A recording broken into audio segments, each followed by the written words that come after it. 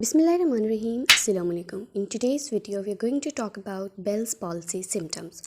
So there can be so many symptoms and various reasons for Bell's palsy depending on your immune system, your body type, and your circumstances that you have in your daily life. But the most famous and you can say based on research, the symptoms that have been observed in maximum people include severe pain in the vein that is going from your neck towards your shoulder, and you can have severe temperature, fever 1 week before having Bell's palsy, and during or after that temperature you'll have a swollen face, or you are having anxiety or stress, or you are having any problem in your personal life, or your diet is not proper, or you in winters, especially if you are using cold water, and you are certainly going from extreme hot to cold environment, or from extreme cold to hot environment.